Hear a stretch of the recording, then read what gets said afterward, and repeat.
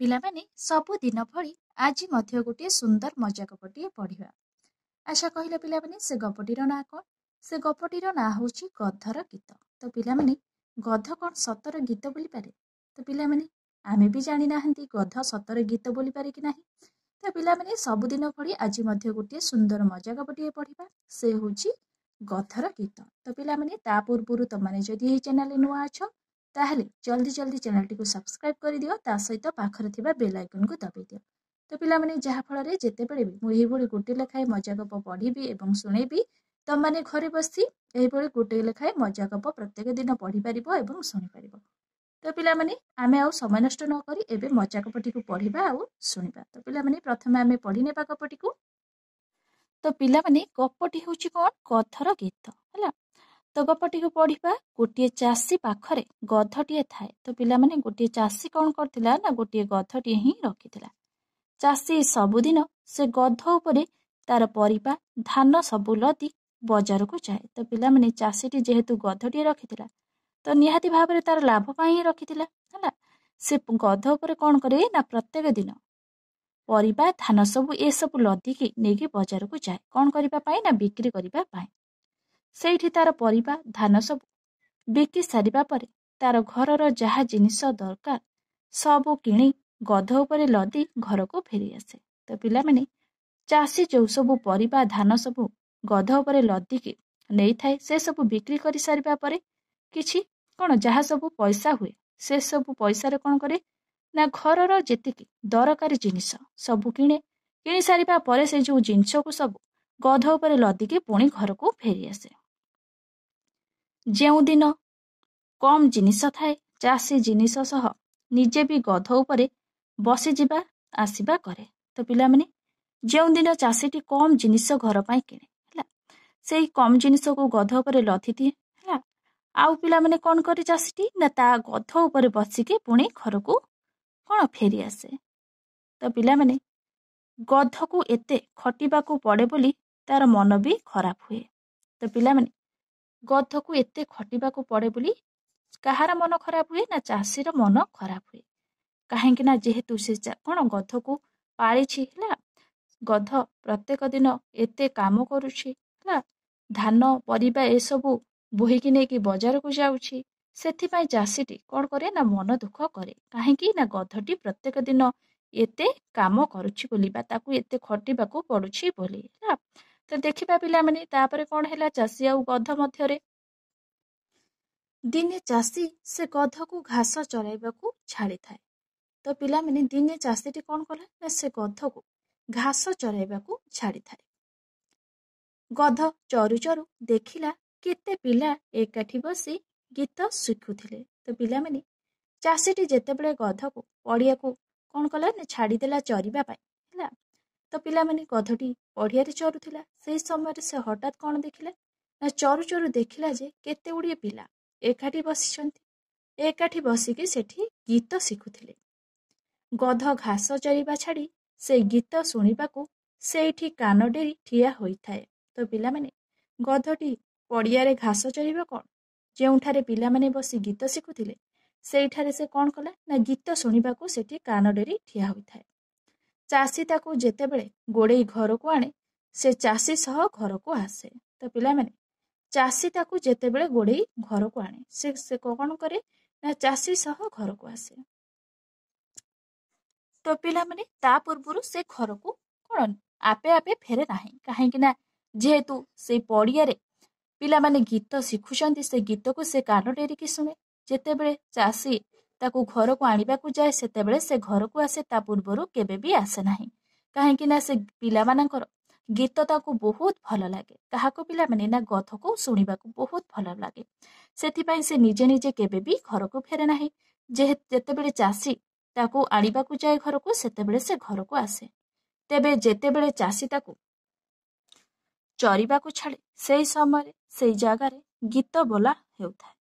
ତ ପିଲାମାନେ ତେବେ ଯେତେବେଳେ ଚାଷୀ ତାକୁ ଚରିବାକୁ ଛାଡ଼େ ସେହି ସମୟରେ ସେଇ ଜାଗାରେ ଗୀତ ବୋଲା ହେଉଥାଏ।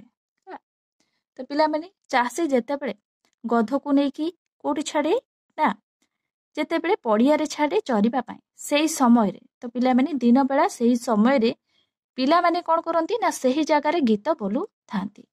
ଏଣୁ ଗଧ ଚରିବା ସହ ସେ ଗୀତ ଶୁଣିବାକୁ ତାକୁ ଭଲ ଲାଗେ। ତ ପିଲାମାନେ ସେହି ସମୟରେ ଗଧ କ'ଣ କରେ ନା ପଡ଼ିଆରେ ଚରିବା ସହିତ ଗୀତ ମଧ୍ୟ ତାକୁ ଶୁଣିବାକୁ ବହୁତ ଭଲ ଲାଗେ।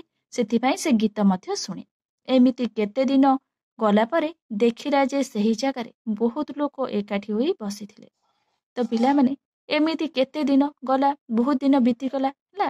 ସେଇ ଜାଗାରେ ବହୁତ ଲୋକ ଏକାଠି ହୋଇ ବସିଥିବାର ଗଧ ଦିନେ ଦେଖିଲା। ସେଇଠି ଗୋଟିଏ ଉଚ୍ଚ ଭାବରେ ବସିବା ଜାଗା ତିଆରି ହୋଇଥାଏ। ତ ପିଲାମାନେ ଲୋକମାନେ ବସିବା ପାଇଁ ସେଇଠି ଗୋଟିଏ ଉଚ୍ଚା ସ୍ଥାନ ହେଲା, ଉଚ୍ଚ ଭାବରେ ବସିବା ଜାଗା ତିଆରି ହୋଇଥାଏ। ସେଇ ଜାଗା ଉପରେ ଗୋଟିଏ ଗୋଟିଏ ପିଲା ଆସି ଗୀତ ବୋଲୁଥାଏ। ତ ପିଲାମାନେ ସେଇଟାକୁ କ'ଣ କୁହାଯାଏ? ଷ୍ଟେଜ। ତ ପିଲାମାନେ ତମାନେ ସ୍କୁଲରେ ଯେତେବେଳେ ଦେଖିଥିବ ହେଲା, ଦେଖିଥିବ ତମାନଙ୍କର କ'ଣ ପ୍ରୋଗ୍ରାମ ହେଲେ ହେଲା, ତମାନଙ୍କର ଫଙ୍କସନ ହେଲେ କୌଣସି ଗୋଟିଏ ଉଚ୍ଚା ଜାଗା ବନା ଯାଇଥାଏ। ସେଇଠି ତମାନେ ନାଚିଥାଅ, ଗୀତ ଗାଇଥାଅ, ଖେଳିଥାଅ, ସବୁକିଛି କରିଥାଅ। ଏଠି ଗଧ ସେସବୁ ବିଷୟରେ କିଛି ବି ଜାଣିନି। ଆଉ ସେ ଖାଲି ଏତିକି କହୁଛି ଯେ ସେଇଠି ଗୋଟିଏ ଉଚ୍ଚ ଭାବରେ ବସିବା ଜାଗା ତିଆରି ହୋଇଥାଏ। ସେଇ ଜାଗା ଉପରେ ଗୋଟିଏ ଗୋଟିଏ ପିଲା ଆସି ଗୀତ ବୋଲିଥାନ୍ତି। ତାହେଲେ ପିଲାମାନେ ସେଇଠି ଫଙ୍କସନ ହଉଥିବ ନିହାତି ଭାବରେ ତାଙ୍କର ହେଲା। ସେଥିପାଇଁ ପିଲାମାନେ ସେଇଠି ଆସିକି କ'ଣ ଗୀତ ବୋଲୁଛନ୍ତି ଜଣଙ୍କ ପରେ ଜଣେ। ଜଣଙ୍କର ଗୀତ ସରିବା ପରେ ଲୋକମାନେ ଖୁବ୍ ଖୁସିରେ ତାଳି ମାରୁଥିଲେ। ତ ପିଲାମାନେ ଗଧ ଏସବୁ ଦେଖୁଥିଲା ଯେ ହେଲା, ଜଣଙ୍କର ଗୀତ ସରିବା ପରେ ଲୋକମାନେ ଖୁବ୍ ଖୁସି ହୋଇ ତାଳି ମାରୁଥିଲେ। ଗଧ ସେଇ ଗୀତକୁ ବି ମନ ଦେଇ ଶୁଣୁଥାଏ। ତ ପିଲାମାନେ ଗଧ କ'ଣ କରୁଥିଲା ନା ସେ ଲୋକମାନଙ୍କୁ ଦେଖୁଥିଲା, ଲୋକମାନେ କିପରି ପିଲାମାନେ ଗୀତ ବୋଲି ସାରିବା ପରେ କିପରି ତାଳି ମାରୁଥିଲେ ହେଲା। ସେଇଭଳି ସେ ଗଧ ସେଇମାନଙ୍କୁ ଦେଖୁଥିଲା ଆଉ ସେମାନଙ୍କ ଗୀତ ମଧ୍ୟ ମନ ଦେଇ ଶୁଣୁଥିଲା ହେଲା। କିଛି ସମୟ ପରେ ଦେଖିଲା ଗୀତ ବୋଲୁଥିବା ପିଲାମାନଙ୍କୁ କେତେ ବାହା ବାହା କରୁଥାନ୍ତି। ତ ପିଲାମାନେ ତମାନେ ସ୍କୁଲରେ ଯେତେବେଳେ ଫଙ୍କସନ ହୁଏ, ତମାନେ ଷ୍ଟେଜରେ ଯାଇକି ଗୀତ ଗାଉଥାଉ ବା ନାଚିଥାଉ, ସେତେବେଳେ ଲୋକମାନେ ବାହା ବାହା କହିକି ତାଳି ମାରୁଥାନ୍ତି। ସେଇଠି ଗଧ ଦେଖୁଛି ଯେ କିଛି ସମୟ ପରେ ଦେଖିଲା ଯେ ଗୀତ ବୋଲୁଥିବା ପିଲାମାନଙ୍କୁ କେତେ ବାହା ବାହା କରୁଥାନ୍ତି। ତା ସହ ଗୋଟିଏ ଗୋଟିଏ ପିଲାଙ୍କୁ ଭଲ ଭଲ ଜିନିଷ ଦିଆ ହେଉଥାଏ। ତ ପିଲାମାନେ ତମାନେ ସ୍କୁଲରେ ଦେଖିଥିବ, ଯୋଉମାନେ ପ୍ରଥମ, ଦ୍ୱିତୀୟ, ତୃତୀୟ ଏଇଭଳି ହେଇଥାନ୍ତି, ସେମାନଙ୍କୁ କିଛି ନା କିଛି ପୁରସ୍କାର ଦିଆଯାଇଥାଏ, ସାର୍ଟିଫିକେଟ ଦିଆଯାଇଥାଏ, କଲମ ଦିଆଯାଇଥାଏ, ଖାତା ଦିଆଯାଇଥାଏ, ଏଇଭଳି କିଛି ନା କିଛି ଉପହାର ଦିଆଯାଇଥାଏ। ଗଧ ସେଇଠି ଦେଖୁଛି ଯେ ଗୋଟିଏ ଗୋଟିଏ ପିଲାଙ୍କୁ ଭଲ ଭଲ ଜିନିଷ ଦିଆଯାଉଥାଏ। ତା ମାନେ ସେମାନଙ୍କ ମଧ୍ୟରୁ ଯିଏ ପ୍ରଥମ, ଦ୍ୱିତୀୟ, ତୃତୀୟ ଏଇଭଳି ହେଇଥାନ୍ତି, ସେମାନଙ୍କୁ ସେଇଠି ମଧ୍ୟ ଉପହାର ଦିଆଯାଉଛି। ଏସବୁ ଦେଖି ଗଧର ମନକୁ ଆସିଲା ଯେ ଏତେ କାମ କରୁଛି, ତା ମାଲିକର ଜିନିଷ ସହ ତାକୁ ବି ପିଠିରେ ବୋହୁଛି, କିନ୍ତୁ ଦିନେ ତା ମାଲିକ ତା ଉପରେ ଖୁସି ହେଉନାହିଁ। ତ ପିଲାମାନେ ଏସବୁ ଦେଖିକି ଗଧ ଭାବୁଛି ଯେ ଏଠି ପିଲାମାନଙ୍କୁ ଉପହାର ଦିଆଯାଉଛି, ସେମାନେ ଗୀତ ବୋଲିବା ପରେ ଲୋକମାନେ ବାହା ବାହା କରି ତାଳି ମାରୁଛନ୍ତି, ତା ସହିତ ସେମାନଙ୍କୁ ବହୁତ ଉପହାର ଦିଆଯାଉଛି। ହେଲେ ଗଧ ଭାବୁଛି ଯେ ମୁଁ ଏଠି ପ୍ରତ୍ୟେକ ଦିନ ଏତେ କାମ କରୁଛି, ତା ସହିତ ମାଲିକକୁ ପିଠିରେ ବସାଇ ନେଇକି ଆସୁଛି ହେଲା, ପ୍ରତ୍ୟେକ ଦିନ ମାଲିକକୁ ପିଠିରେ ବୋହୁଛି, ତାପରେ ବି ମାଲିକ ମୋ ଉପରେ ଖୁସି ହେଉନାହିଁ କି ମତେ କିଛି ଉପହାର ଦେଉନାହିଁ। ବେଳେ ବେଳେ ତା ଉପରେ ରାଗି ଯାଉଛି ଓ ପାହାରେ ପାହାରେ ବି ଦେଇ ଦଉଛି। ତ ପିଲାମାନେ ଗଧ କହୁଛି ଯେ ବେଳେ ବେଳେ ମାଲିକ ବି ମୋ ଉପରେ ରାଗି ଯାଉଛି, ତା ସହିତ ପାହାରେ ପାହାରେ ବି ମୋ ଉପରେ ଦେଇ ଦେଉଛି। ଏଣୁ ସେ ଏଣିକି ଗୀତ ବୋଲିବା ଶିଖିବ। ତ ପିଲାମାନେ ଗଧଟି ମଧ୍ୟ ଏଠି ଗୀତ ବୋଲିବା ପାଇଁ ଇଚ୍ଛା ପ୍ରକାଶ କରିଛି। ଆଉ ସେ ଭାବିଛି ଯେ ଏହିଭଳି ଗୀତ ଶିଖିବ, ଆଉ ଏଇଭଳି ପିଲାଙ୍କ ଭଳି ଗୀତ ଗାଇବ, ଆଉ ଏଇ ପିଲାମାନଙ୍କ ଭଳି କୁନି କୁନି ପିଲାମାନଙ୍କ ଭଳି ଉପହାର ମଧ୍ୟ ଜିତିବ। ଆଉ ସେ ଏଭଳି କଠିନ କାମ କରିବ ନାହିଁ, କି ମାଲିକର ବୋଝ ବୋହିବ ନାହିଁ, କି ମାଲିକକୁ ପିଠିରେ ବସାଇ ଏତେ କଷ୍ଟ ପାଇପାରିବ ନାହିଁ। ଗୀତ ଶୁଣି ଏତେ ଲୋକ ଖୁସି ହେଉଥିଲେ। ଯଦି ସେ ଗୀତ ବୋଲିବା ଶିଖିଯିବ, ତେବେ ସେ ବି ଗୀତ ଗାଇବ, ତାର ଗୀତ ଶୁଣି ମାଲିକ ବି ଖୁସି ହୋଇଯିବ। ତ ପିଲାମାନେ ସେ ଭାବୁଛି ଯେ ସେ ଗୀତ ଶୁଣି କେତେ ଲୋକ ଖୁସି ହେଉଥିଲେ, ଯଦି ସେ ଗୀତ ବୋଲିବା ଶିଖିଯିବ, ତେବେ ସେ ବି ଗୀତ ଗାଇବ, ଆଉ ତାର ଗୀତ ଶୁଣି ମାଲିକ ବି ଖୁସି ହୋଇଯିବ ହେଲା। ତ ପିଲାମାନେ ଏଇଟା ଗଧକୁ ଜଣା ନଥାଏ ଯେ ଗଧକୁ କେବଳ ତାର ମାଲିକ ପିଠିରେ ପରିବା ଆଉ ଧାନ ବୋହିବା ପାଇଁ ରଖିଛି, ଆଉ ତାକୁ ଗୀତ ବୋଲିବା ପାଇଁ ବା ଗୀତ ତାଠାରୁ ଶୁଣିବା ପାଇଁ କେବେ ବି ରଖି ନାହିଁ ହେଲା। କିନ୍ତୁ ଗଧ ଏଠି ମନେ ମନେ ଭାବି ଦେଇଛି ଯେ ସେ ବି କୁନି କୁନି ପିଲାଙ୍କ ଭଳି ଗୀତ ବୋଲିବ, ଆଉ ତାର ଏଇ ଗୀତ ଶୁଣି ମାଲିକ ବହୁତ ଖୁସି ହୋଇଯିବ, ଆଉ ତାକୁ ବହୁତ ଗୁଡ଼ିଏ ଉପହାର ଦେବ। ତ ପିଲାମାନେ ଏଇ ଛବିରେ ତମାନେ ଦେଖିପାରୁଥିବ, ଏଇଠି ପଡ଼ିଆରେ କିପରି ପିଲାମାନେ ଗୀତ ଶିଖୁଛନ୍ତି, ଆଉ ଗଧ ସେଇ ସମୟରେ କ'ଣ କରିଛି ନା ଚରିବା ବଦଳରେ ସେ ବି ସେମାନଙ୍କ ଗୀତ ଶୁଣୁଛି ଆଉ ବହୁତ ଖୁସି ହେଉଛି ମଧ୍ୟ। ଏଣୁ ତା ପରଦିନ ଠାରୁ ସେ ଯେତେବେଳେ ଚରିବାକୁ ଯାଏ ସେ ଖୁବ୍ ମନ ଦେଇ ସେ ଗୀତ ଶୁଣେ। ତ ପିଲାମାନେ ସେବେଠାରୁ ଗଧ କ'ଣ କରେ ନା ଯେବେ ବି ସେଇ କ'ଣ ପଡ଼ିଆକୁ ଚରିବାକୁ ଯାଏ ସେ ଖୁବ୍ ମନ ଦେଇ ସେ ଗୀତ ଶୁଣେ, କାହିଁକି ନା ସେ ଗୀତ ତାକୁ ଶୁଣିବାକୁ ବହୁତ ଭଲ ଲାଗେ। ସେଠି ସେ ଯେମିତି ଶୁଣେ ସେମିତି ସେ ଚାଷୀ ଘରକୁ ଆସିବା ପରେ ଗୋଟିଏ ଗୋଟିଏ ଥର ବୋବେଇ ଗୀତ ଗାଇବାକୁ ଲାଗିଯାଏ। ତ ପିଲାମାନେ ଗଧଟି ପଡ଼ିଆରେ ଯେଉଁ ସବୁ ଗୀତ ଶୁଣିକି ଆସିଥାଏ ସେ ଯେତେବେଳେ ଚାଷୀର ଘରକୁ ଫେରେ ସେ ଗୀତକୁ ସେ ପୁଣି ଥରେ ମନେ ପକାଇବାକୁ ଚେଷ୍ଟା କରେ ଆଉ ସେଇଭଳି ଗୀତ ଗାଇବାକୁ ଚେଷ୍ଟା କରେ ଆଉ ସେ ଥରେ ଥରେ କ'ଣ କରେ ନା ବୋବେଇ ଗୀତ ଗାଇବାକୁ ଲାଗିଯାଏ। ଚାଷୀ ଗଧର ବୋବେଇବା ଶୁଣି ଭାବେ ଯେ ଗଧର ବୋଧହୁଏ ଖାଇବା କମିଯାଇଛି ବୋଲି ଏମିତି ବୋବେଇ ଚାଲିଛି। ତ ପିଲାମାନେ ଗଧର ଏଭଳି ବାରମ୍ବାର ବୋବାଇବା ଶୁଣି ଚାଷୀଟି କ'ଣ ଭାବେ ନା ଗଧର ବୋଧହୁଏ କ'ଣ ଖାଇବା କମିଯାଇଛି, ସେଥିପାଇଁ ସେ ଏମିତି ବୋବାଉଛି। ଏଣୁ ଚାଷୀ କିଛି ଅଧିକ ଖାଇବା ତା ପାଖରେ ଥୋଇଦିଏ। ତ ପିଲାମାନେ ଚାଷୀଟି କ'ଣ କରେ ନା ସେଥିପାଇଁ କିଛି ଅଧିକା ଖାଇବା ତା ପାଖରେ ଥୋଇଦିଏ ଯେମିତି ଗଧ ଆଉ ନ ବୋବାଏ। ହେଲେ କିଛି ସମୟ ପରେ ବି ଚାଷୀ ଦେଖେ ଯେ ଗଧ କିଛି ନ ଖାଇ ସେମିତି ଥରେ ଥରେ ବୋବାଇ ଦିଏ। ତ ପିଲାମାନେ କିଛି ସମୟ ପରେ ଚାଷୀଟି ଦେଖେ ଯେ ଗଧ ସେ ଖାଦ୍ୟ ନ ଖାଇ ସେ ପୁଣି ଥରେ ଥରେ ସେଇଭଳି ବୋବାଇ ଦିଏ। ଚାଷୀ ଭାବିଲା ଯେ ଗଧର ଦେହ ଖରାପ ହୋଇଯାଇଛି, ସେଥିପାଇଁ ସେ ଅଧିକ ଖାଉନି। ତ ପିଲାମାନେ ଗଧର ଏଇଭଳି ବାରମ୍ବାର ବୋବାଇବା ଦେଖି ଚାଷୀଟି ଭାବିଛି କ'ଣ ନା ବୋଧହୁଏ ଗଧର ଦେହ ଖରାପ ହୋଇଯାଇଛି, ସେ କିଛି ଖାଇବା ଖାଉନି, ତାପରେ ବାରମ୍ବାର ବୋବେଇ ଚାଲିଛି। ସେ ପ୍ରଥମେ ଭାବିଲା ଯେ ଗଧକୁ କ'ଣ ଗଧର ଖାଇବା କମ୍ ହେଉଛି ସେଥିପାଇଁ ସେ ବୋବଉଛି। ତାପରେ ଚାଷୀ ଯେତେବେଳେ ଗଧକୁ ଅଧିକା ଖାଇବାକୁ ଦେଇଛି ତାପରେ ବି ଗଧ ସେସବୁ ଖାଦ୍ୟ ନ ଖାଇ ପୁଣି ଆଉଥରେ ବୋବାଇବାକୁ ଲାଗିଛି, ଯାହାଫଳରେ ଚାଷୀଟି ଭାବି ନେଇଛି ଯେ ଗଧର ଦେହ ଖରାପ ହୋଇଯାଇଛି। ତେଣୁ 3-4 ଦିନ ଯାଏ ଗଧକୁ ବଜାରକୁ ନ ନେଇ ଘରେ ଛାଡ଼ିଯାଏ। ତ ପିଲାମାନେ ଚାଷୀଟି ଭାବି ଦେଇଛି ଯେ କ'ଣ ନା ଗଧର ଦେହ ଖରାପ ହୋଇଯାଇଛି ଆଉ ସେ ବାରମ୍ବାର ବୋବାଉଛି, ସେଥିପାଇଁ ଗଧକୁ ବେଶୀ ସେ ନ ଖଟେଇ କ'ଣ କରିଛି ନା 3-4 ଦିନ ଯାଏ ଗଧକୁ ବଜାରକୁ ନ ନେଇ ଘରେ ଛାଡ଼ି ଯାଇଛି। ଗଧକୁ ବି ଚରିବା ପାଇଁ ଛାଡ଼ିଲାନି। ତ ପିଲାମାନେ ଗଧକୁ ବି ଚରିବା ପାଇଁ ଛାଡ଼ିଲାନି, କାହିଁକି ନା ସେ ଭାବି ନେଇଛି ଯେ ତା ଦେହ ଖରାପ, ସେଥିପାଇଁ ସେ ତାକୁ ବଜାରକୁ ନେଲାନି ଆଉ ତାକୁ ଚରିବା ପାଇଁ ବି ଛାଡ଼ିଲାନି। ଗଧ ଭାବିଲା ଯେ ସେ ଯେମିତି ଗୀତ ବୋଲୁଛି ସେଥିରେ ଚାଷୀ ବୋଧହୁଏ ଖୁସି ହେଉଛି। ତ ପିଲାମାନେ ଗଧଟି ଭାବି ନେଇଛି ଯେ ସେ ଯେମିତି ଗୀତ ବୋଲୁଛି ଚାଷୀ ତାପରେ ଖୁସି ହୋଇଯାଇଛି ଆଉ ତାକୁ ବଜାରକୁ କ'ଣ ତା ପିଠି ଉପରେ ଲଦିକି ଜିନିଷପତ୍ର ନେଉନାହିଁ, ତାକୁ ଚରିବା ପାଇଁ ମଧ୍ୟ ଛାଡ଼ୁନାହିଁ। এই କଥା ଗଧ ଭାବି ନେଇଛି। ଏଣୁ ଗଧକୁ ଆଉ ବେଶୀ ଖଟିବା ପାଇଁ ହେଉନି। ତ ପିଲାମାନେ ଗଧ ମନେ ମନେ ଭାବି ନେଇଛି ଯେ ଚାଷୀ ତା ଗୀତ ଶୁଣି ବହୁତ ଖୁସି ହୋଇଯାଇଛି ଆଉ ତାକୁ ବଜାରକୁ ନେଉନାହିଁ, ହେଲା, ଆଉ ବେଶୀ ଖଟିବା ପାଇଁ ବି ଦେଉନାହିଁ। ଏମିତି ଭାବି ଗଧ ମନେ ମନେ ଖୁସି ହେଉଥାଏ। ତ ପିଲାମାନେ ଏ କଥା ଭାବିକି ଗଧ ମନେ ମନେ ବହୁତ ଖୁସି ହୋଇଯାଇଛି, କାହିଁକି ନା ସେ ଭାବୁଛି ଯେ ତାର ମାଲିକ ତାର ଏଇ ଗୀତ ଶୁଣି ବହୁତ ଖୁସି ହୋଇଯାଇଛି, ସେଥିପାଇଁ ସେ ମନେ ମନେ ଏ କଥା ଭାବି ବହୁତ ଖୁସି ହେଉଛି। ଏଣୁ ଯେତେବେଳେ ଚାଷୀ ବଜାରରୁ ଫେରିଲା ଗଧ ଚାଷୀକୁ ଦେଖି ବେଶୀ ଖୁସି କରିବା ପାଇଁ ଗୀତ ବୋଲିବାରେ ଲାଗି ପଡ଼ିଲା। ତ ପିଲାମାନେ ଯେତେବେଳେ ଚାଷୀଟି ତାର ବେପାର ସାରି ଘରକୁ ଫେରିଛି ସେତେବେଳେ ଗଧ କ'ଣ କଲା ନା ଚାଷୀକୁ ଦେଖି ବେଶୀ ଖୁସି କରିବା ପାଇଁ ଗୀତ ବୋଲିବାରେ ଲାଗି ପଡ଼ିଲା। ସେ ଭାବି ଦେଇଛି ଯେ ମାଲିକ ତାର ଗୀତ ଶୁଣି ବହୁତ ଖୁସି ହେଉଛି, ସେଥିପାଇଁ ସେ ବୋବେଇବାରେ ଲାଗି ପଡ଼ିଲା। ଚାଷୀ ବଜାରରୁ ଯାହା ଖାଇବା ଆଣିଥିଲା ସେ ସବୁକୁ ଆଣି ଗଧକୁ ଦେଲା। ତ ପିଲାମାନେ ଚାଷୀଟି ବଜାରରୁ ଯେଉଁ ସବୁ ଖାଦ୍ୟ ଆଣିଥିଲା ସେ ସବୁ ଖାଦ୍ୟ ଆଣି କାହାକୁ ଦେଲା ନା ଗଧକୁ ଦେଲା। ଗଧ ଖୁସିରେ ସବୁ ଖାଇ ପୁଣି ବୋବାଇଲା। ତ ପିଲାମାନେ ଗଧ କ'ଣ କଲା ନା ସେଇ ସବୁ ଖାଦ୍ୟକୁ ଖୁସିରେ ଖାଇଦେଲା। ଖାଇଦେଇ ସାରିବା ପରେ ପୁଣି ବୋବାଇଲା। ସେ ଭାବି ନେଇଛି ଯେ ତାର ଏଇ ବୋବାଇବା, ତାର ଏଇ ଗୀତ ଶୁଣି ମାଲିକ ବହୁତ ଖୁସି ହେଉଛି ଆଉ ତାକୁ ଭଲ ଭଲ ଖାଦ୍ୟ ଦେଉଛି ଆଉ ତାକୁ ବଜାରକୁ କ'ଣ ବଜାରକୁ ତା ପିଠି ଉପରେ ଲଦି କିଛି ବି ଜିନିଷ ନେଉନାହିଁ କିମ୍ବା ତାକୁ ଚରିବା ପାଇଁ ଛାଡ଼ୁନାହିଁ କି ତାକୁ ଖଟଉ ନାହିଁ। ଚାଷୀ ଭାବିଲା ଯେ ଏବେ ତ ଗଧ ଭଲରେ ଖାଇଲା, ପୁଣି ଏତେ ବୋବାଉଛି କାହିଁକି? ତ ପିଲାମାନେ ଚାଷୀଟି ସେତେବେଳେ ଦେଖିଲା ଯେ ଗଧକୁ ସେ ଯେତେ ଖାଇବାକୁ ଦଉଛି ସେ ସବୁତକ ଖାଇବା ଖାଇଦଉଛି ଭଲରେ, ପୁଣି ଏତେ ବୋବାଉଛି କାହିଁକି? ଚାଷୀ ଠିକ୍ କଲା ଯେ ପରଦିନ ସେ ଗଧକୁ ପୁଣି କାମରେ ଲଗାଇବ।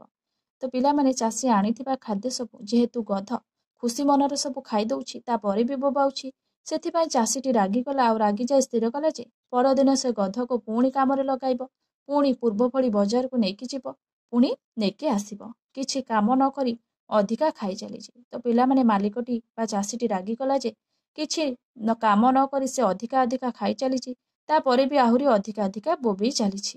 ବେଶୀ ଖାଇବା ପରେ ବି ଆହୁରି ବୋବାଉଛି, କାରଣ ସେ ଅଧିକା ଖାଇବାକୁ ମନ କରୁଛି। ତ ପିଲାମାନେ ଚାଷୀ ତାକୁ ଯେତେ ଖାଇବାକୁ ଦଉଛି ସେ ଅଧିକା ଅଧିକା ଖାଇ ଚାଲିଛି, ଆଉ ତାପରେ ବି ସେ ଅଧିକା ଅଧିକା ବୋବେଇ ଚାଲିଛି ହେଲା। ଆଉ ତାପରେ ବି ସେ ଅଧିକା ପୁଣି ଖାଇବାକୁ ମନ କରୁଛି। ତାକୁ ବସିବାକୁ ଛାଡ଼ି ଦେଇଥିବାରୁ ସେ ବେଶୀ ହଇରାଣ କରି ଚାଲିଛି। ତ ପିଲାମାନେ ଚାଷୀଟି ଭାବୁଛି ଯେ ଗଧକୁ ସେ କିଛି କାମ ନ କରି ଛାଡ଼ି ଦଉଛି, ତାପରେ ବି ସେ ଅଧିକା ଖାଉଛି, ଅଧିକା ବୋବାଉଛି, ତାପରେ ବି ସେ ତାକୁ ହଇରାଣ କରୁଛି। ପରଦିନ ସକାଳୁ ଗଧକୁ ପୁଣି ବହୁତ ଖାଇବାକୁ ଦେବାରୁ ସେ ସବୁତକ ଆରାମରେ ଖାଇଦେଲା। ତ ପିଲାମାନେ ଚାଷୀଟି ଯେହେତୁ ସକାଳ ହେବାରୁ କ'ଣ କଲା ନା ଗଧକୁ କିଛି ଖାଇବାକୁ ଦେଲା, ଆଉ ଖାଇବାକୁ ଦେବାରୁ ସେ ସବୁତକ ଆରାମରେ ଖାଇଦେଲା। କିଏ ପିଲାମାନେ? ନା ଗଧ। ଗଧର ଖାଇବା ଦେଖି ଚାଷୀ ଜାଣିଲା ଯେ ଗଧର କିଛି ଅସୁବିଧା ହେଇନି। ତ ପିଲାମାନେ ଯେହେତୁ ଚାଷୀଟି ଗଧକୁ କିଛି ଖାଇବାକୁ ଦେଲା ହେଲା, ତାକୁ ଯେହେତୁ ବଜାରକୁ ନେଇକି ଯିବ ହେଲା, ଗଧକୁ ଜଣା ନଥିଲା ଯେ ଚାଷୀ ତାକୁ ବଜାରକୁ ନେଇକି ଯିବ, କିନ୍ତୁ ଗଧ ଏଠି ସବୁତକ ଖାଇବା ଖାଇ ଦେଇଛି ହେଲା। ଏସବୁ ଜାଣିଲା ଯେ ଗଧର କିଛି ଅସୁବିଧା ହେଇନି। ଚାଷୀଟି ଜାଣିଲା ଗଧର କିଛି ଅସୁବିଧା ହେଇନି, କାରଣ ସେ ସବୁତକ ଖାଇବା ଖାଇ ଦେଇଛି। ସେ ଜାଣି ଶୁଣି ବୋବେଇ ଚାଲିଛି ଏବଂ ଚାଷୀ ତାକୁ ସୁବିଧାରେ ଛାଡ଼ି ଦେଇଛି। ତ ପିଲାମାନେ ଗଧଟି ଏଠି ଜାଣି ଜାଣି କ'ଣ କରୁଛି ନା ବୋବାଉଛି, ଆଉ ତାକୁ ଚାଷୀଟି ସୁବିଧାରେ ଛାଡ଼ି ଦେଇଛି। ଏଣୁ ଚାଷୀ ତାର ଜିନିଷ ସବୁ ଗଧ ଉପରେ ଲଦି ବଜାର ଯିବା ପାଇଁ ବାହାରି ପଡ଼ିଲା। ତ ପିଲାମାନେ ଚାଷୀଟି ଆଉ ଡେରି ନ କରି ସେ ସବୁଦିନ ଭଳି ହେଲା ଗଧ ଉପରେ କ'ଣ କଲା ନା ସବୁ ଜିନିଷ ତକ ଲଦି ବଜାରକୁ ଯିବା ପାଇଁ ବାହାରି ପଡ଼ିଲା। କିଛି ବାଟ ଯାଇଛି ଗଧ ତାର ଗୀତ ବୋଲିବାରେ ଲାଗି ପଡ଼ିଲା। ତ ପିଲାମାନେ କିଛି ବାଟ ଯାଇଛି କି ନାହିଁ, ବାଟରେ ପୁଣି ଗଧ କ'ଣ କଲା ନା ତାର ଗୀତ ବୋଲିବାକୁ ଲାଗି ପଡ଼ିଲା ବା ବୋବାଇବାକୁ ଲାଗି ପଡ଼ିଲା। ଗଧର ଏମିତି ଥରକୁ ଥର ବୋବାଇବା ଦେଖି ଲୋକ ବି ଚାଷୀକୁ ଚାହିଁଲେ। ତ ପିଲାମାନେ ଗଧ ଭାବୁଛି ସେ ମନେ ମନେ ଗୀତ ଗାଉଛି, କିନ୍ତୁ ଗଧର ଏଇ ଗୀତ ଯେ କାନକୁ କେତେ ଅସୁନ୍ଦର ଶୁଭୁଛି କିନ୍ତୁ ଗଧକୁ ଜଣା ନାହିଁ। ଏଇ ଗଧର ଏଇ ବୋବାଇବା ଶୁଣି ହେଲା ବଜାରରେ ବହୁତ ଲୋକ ଥିଲେ ହେଲା, ଚାଷୀକୁ ଅନେଇବାକୁ ଲାଗିଲେ। ଲୋକମାନଙ୍କର ମନୋଭାବକୁ ଜାଣିପାରି ଚାଷୀ ଗୋଟିଏ ବାଡ଼ି ଆଣି ଗଧକୁ ଦି ପାହାର ଦେଲା। ତ ପିଲାମାନେ ଯେହେତୁ ଚାଷୀକି ଲୋକମାନେ ଅନେଇଲେ ହେଲା, ଯେହେତୁ ଗଧ ବହୁ ଜୋରେ ବୋବାଇଲା ହେଲା, ଗଧ ବହୁ ଜୋରେ ବୋବେଇବାରୁ ବଜାରରେ ଯେତିକି ଲୋକ ଥିଲେ ସେ ସବୁ ସେଇ ଲୋକମାନେ ସବୁ ଚାଷୀକୁ ଅନେଇବାକୁ ଲାଗିଲେ ହେଲା। ଚାଷୀକୁ ବହୁତ ଖରାପ ଲାଗିଲା। ତାପରେ ସେ ଗୋଟିଏ କ'ଣ କଲା ନା ବାଢ଼ି ଆଣି ଗଧକୁ ଦି ପାହାର ଜୋରରେ ଦେଲା ହେଲା। ତ ପିଲାମାନେ ତାପରେ ଦେଖିବା କ'ଣ ହେଲା। ଚାଷୀର ଏମିତି କରିବାର ଦେଖି ପାହାର ଖାଇ ଗଧର ଆଖିରୁ ଲୁହ ଝଡ଼ି ପଡ଼ିଲା। ତ ପିଲାମାନେ ଚାଷୀର ଏମିତି କରିବାର ଦେଖି ତ ପିଲାମାନେ ଯେହେତୁ ଚାଷୀକୁ ବହୁତ ଜୋରେ ଖରାପ ଲାଗିଲା, ତାକୁ ବଜାରରେ ଯେତିକି ଲୋକ ଥିଲେ ସବୁ କ'ଣ ଅନେଇଲେ, ସେଥିପାଇଁ ତାକୁ ଖରାପ ଲାଗିବାରୁ ସେ ଗଧକୁ କ'ଣ ପାହାର ଦେଲା। ତାପରେ ଗଧର ଆଖିରୁ ଲୁହ ଗଡ଼ି ପଡ଼ିଲା। ସେ ଜାଣିପାରିଲା ଯେ ଗଧ ଭଲ ଗୀତ ଗାଇପାରୁନି, ସେଥିପାଇଁ ତାକୁ ଏତେ ମାଡ଼ ସହିବାକୁ ପଡ଼ିଲା। ତ ପିଲାମାନେ ଗଧଟି ଶେଷରେ ବୁଝିଗଲା ଯେ ସେ ଭଲ ଗୀତ ଗାଇପାରୁନି, ସେଥିପାଇଁ ତାକୁ ଏତେ ମାଡ଼ ସହିବାକୁ ପଡ଼ିଲା। ଚାଷୀ ପାଖରୁ ମାଡ଼ ଖାଇ ଭାବିଲା ସେ ଗୀତ କେବେ ବି ଗାଇପାରିବନି। ତ ପିଲାମାନେ ଶେଷରେ ଗଧଟି ବୁଝିଗଲା ଯେ ସେ କେବେ ବି ସେ କୁନି ପିଲାଙ୍କ ଭଳି ଗୀତ ଗାଇପାରିବନି, ଆଉ ଯେତେବେଳେ ବି ସେ ବୋବାଇବାକୁ ଚେଷ୍ଟା କରିବ ସେତେବେଳେ ସେ ଚାଷୀଠାରୁ ଏଇଭଳି ମାଡ଼ ଖାଇବ। ଆଉ ଚାଷୀ ପାଖରୁ ମାଡ଼ ଖାଇ ଭାବି ସାରିଛି ଯେ ସେ କେବେ ବି ଏଭଳି ଆଉ ଗୀତ ଗାଇବା ପାଇଁ ଚେଷ୍ଟା କରିବ ନାହିଁ, କି ଏଭଳି ମାଡ଼ ବି କେବେ ସେ ଖାଇବନି। ଏଣୁ ସେ ଦିନଠାରୁ ସେ ଆଉ ଚାଷୀ ବିଗିଡ଼ିବା ଭଳି ବୋବାଏ ନାହିଁ। ତ ପିଲାମାନେ ସେହି ଦିନଠାରୁ ଗଧଟି କେବେ ବି ଚାଷୀ ବିଗିଡ଼ିଲା ଭଳି ଏଭଳି ବୋବାଏ ନାହିଁ, କାହିଁକି ନା ସେ ଜାଣିଯାଇଛି ଯେ ସେ କୁନି ପିଲାଙ୍କ ଭଳି ସେ କେବେ ବି ଗୀତ ଗାଇପାରିବ ନାହିଁ। ଆଉ ଯେତେବେଳେ ବି ସେ ଗାଇବ ବା ଶିଖିବା ପାଇଁ ଚେଷ୍ଟା କରିବ ଚାଷୀଠାରୁ ଏଇଭଳି ସେ ମାଡ଼ ଖାଇବ, କାହିଁକି ନା ତାର ଏଇ ବୋବାଇବା ଚାଷୀକୁ ବହୁତ ଖରାପ ଲାଗୁଛି, ଆଉ ତାକୁ ଚାଷୀ ଜାଣି ଜାଣି ମାରୁଛି। ଗଧ ବୁଝିଲା ଯେ ସଭିଏଁ ଏକା ପ୍ରକାର ନୁହନ୍ତି, ନିଜକୁ ଆଉ କାହା ସହ ତୁଳନା କରି କାମ କଲେ ଅସୁବିଧାରେ ହିଁ ପଡ଼ିବ। ତ ପିଲାମାନେ ଗଧ ଶେଷରେ ବୁଝିଗଲା ଯେ ସଭିଏଁ ଏକାପରି ନୁହନ୍ତି, ନିଜକୁ ଆଉ କାହା ସହିତ ତୁଳନା କରି କାମ କଲେ ଅସୁବିଧାରେ ହିଁ ପଡ଼ିବ। ତ ପିଲାମାନେ ଗଧ କେବେ ମଣିଷ ପରି ଗୀତ ଗାଇପାରିବ ନା ମଣିଷମାନେ କେବେ ଗଧ ଭଳି ବୋବାଇ ପାରିବେ। ତ ଶେଷରେ ଗଧଟି ବୁଝିଗଲା ଯେ ସମସ୍ତେ ଏକା ପ୍ରକାର ନୁହନ୍ତି ହେଲା, ନିଜକୁ ଆଉ କାହା ସହିତ ତୁଳନା କରିବା ବି ଉଚିତ ନୁହେଁ ହେଲା। ଯଦି ଆଉ କାହା ସହିତ ନିଜକୁ ତୁଳନା କରିବ ତେବେ ଅସୁବିଧାରେ ହିଁ ପଡ଼ିବ। ତ ପିଲାମାନେ ନିହାତି ଭାବରେ ଆମେ ଏ ଗପରୁ କ'ଣ ଶିଖିଲେ ନା ଆମେ ନିଜେ ହେଲା ଆମେ ନିଜେ ନିଜକୁ ଆଉ କାହା ସହିତ ତୁଳନା କରିବା ଉଚିତ ନୁହେଁ ହେଲା, କାହିଁକି ନା ସଭିଏଁ ଏକା ପ୍ରକାର ନୁହନ୍ତି। ତ ପିଲାମାନେ काऊ केबे कोइली भलिया होई परिबो ना कोइली केबे काऊ भलिया होई परिबो ହେଲା। ତ ପିଲାମାନେ କାଉ କ'ଣ କେବେ କୋଇଲି ଭଳିଆ ଗୀତ ଗାଇପାରିବ ନା କୋଇଲି କେବେ କାଉ ଭଳିଆ ବୋବେଇ ପାରିବ? ତ ନିହାତି ଭାବରେ ମୁଁ ଆଶା କରୁଛି ପିଲାମାନେ ଏଇ ଗପଟି ତମମାନଙ୍କୁ ଭଲ ଲାଗିଥିବ। ଯଦି ତମମାନଙ୍କୁ ଏଇ ଗପଟି ଭଲ ଲାଗିଥିବ ନିହାତି ଭାବରେ ଲାଇକ୍ ସେୟାର ସବସ୍କ୍ରାଇବ କରିବାକୁ ଜମା ବି ଭୁଲିବନି। Thank you.